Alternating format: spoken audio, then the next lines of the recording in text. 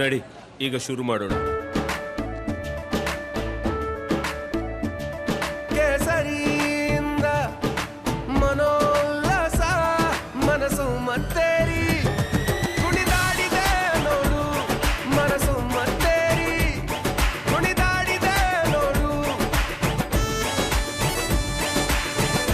ಕ್ಷಣ ಕ್ಷಣವೂ ಆಚರಿಸಿ ಕೇಸರಿ ಹಬ್ಬ.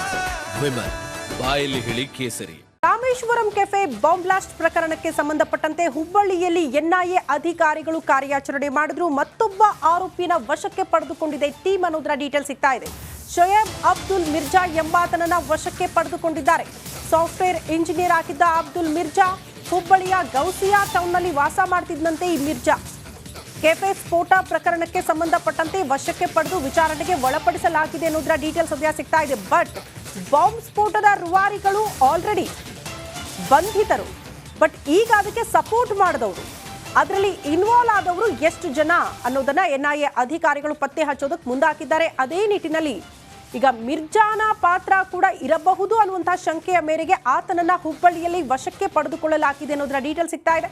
ಹಾಗಾಗಿ ಆತನ ಪಾತ್ರ ಏನು, ಆತ ಯಾವ ರೀತಿ ಇನ್ವಾಲ್ವ್ ಆಗಿದ್ದ, ಈ ಬಾಂಬ್ ಸ್ಫೋಟದಲ್ಲಿ ಆತ ಏನು ಸಹಾಯ ಮಾಡಿದ, ಎಲ್ಲದರ ಬಗ್ಗೆ ಕೂಡ ವಿಚಾರಣೆಗೆ ಒಳಪಡಿಸಿದ್ದಾರೆ ಎನ್ಐಎ ಅಧಿಕಾರಿಗಳು ಅನ್ನೋದರ ಡೀಟೇಲ್ ಸಿಗ್ತಾ ಇದೆ.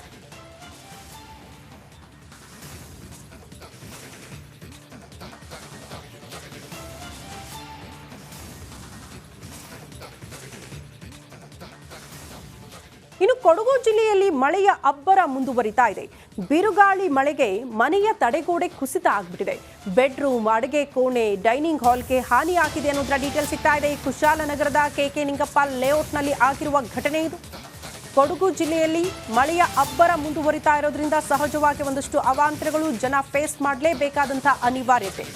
ಈ ಕೊಡಗು ಭಾಗದಲ್ಲೆಲ್ಲ ಮಳೆ ಆದರೆ ಸಹಜವಾಗಿ ಇಂಥ ಅವಾಂತರಗಳು ಆಗಿದ್ದಾಗ ಸಂಭವಿಸ್ತಾನೆ ಇರುತ್ತೆ. ಒಂದೊಂದು ಕಡೆ ಗುಡ್ಡ ಕುಸಿತ ಆಗೋದು, ರೋಡ್ ಕುಸಿತ ಆಗೋದು, ವಾಹನ ಸವಾರು ಪರದಾಡೋದು, ಈ ಮನೆಯ ಗೋಡೆಗಳು ಕುಸಿತ ಆಗೋದು ಸಹಜವಾಗಿ ನಮ್ಗೆ ಕಾಣೋದಕ್ಕೆ ಸಿಗುತ್ತೆ. ಅದೇ ರೀತಿ ಈಗ ಮತ್ತೊಂದು ಘಟನೆ, ಮನೆಯ ಸಂಪೂರ್ಣ ಆ ಗೋಡೆ ಕುಸಿತ ಆಗಿರೋದ್ರಿಂದ ಮನೆಯ ಹಾಲ್ ಇರಬಹುದು, ಡೈನಿಂಗ್ ಹಾಲ್ ಇರಬಹುದು, ಕಿಚನ್ ಇರಬಹುದು, ಎಲ್ಲದಕ್ಕೂ ಕೂಡ ಹಾನಿ ಆಗಿದೆ ಅನ್ನೋದರ ಡೀಟೇಲ್ ಸಿಗ್ತಾ ಇದೆ. ಈಗಲೂ ಕೂಡ ಮಳೆಯ ಅಬ್ಬರ ಮುಂದುವರಿತಾ ಇರೋದ್ರಿಂದ ಸಹಜವಾಗಿ ಜನ ಪರದಾಡ್ತಿದ್ದಾರೆ.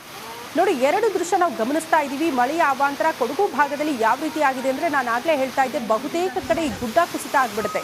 ಹಾಗಾಗಿ ಮಳೆ ಬರೋ ಸಮಯದಲ್ಲಿ ಮನೆಯಿಂದ ಜನ ಅಲ್ಲಿ ಆಚೆ ಬರಲ್ಲ. ಯಾವ ಸಮಯಕ್ಕೆ ಅಲ್ಲಿ ಏನಾಗುತ್ತೋ ಅಂತ ಹೇಳೋಕ್ಕಾಗಲ್ಲ, ಅಂಥ ಪರಿಸ್ಥಿತಿ ಇರುತ್ತೆ. ಒಂದು 5-5:15 ಗಂಟೆಗೆ ತುಂಬ ಜೋರು ಮಳೆ ಬಂತು ಸರ್. ಮಳೆ ಬರುವಾಗ ಮೇಲ್ಗಡೆ ಹೊಲ ಇದೆ, ಹೊಲದಿಂದ ನೀರು ಜೋರಾಗಿ ರಭಸಾಗಿದ್ದಂಥ ರಭಸಕ್ಕೆ ಹಿಂದೆ ನಾವು ಇಲ್ಲಿ ಡಿವಿಟ್ ಮಾಡಿಸಿದ್ವಿ.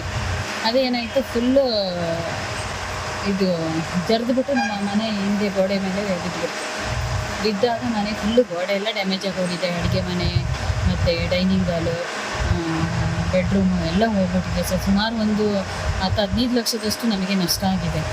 ಈಗ ನಾವು ಆಗಲೇ PDOಗೆ ಮತ್ತು ತಹಶೀಲ್ದಾರ್ ಅವರಿಗೆಲ್ಲ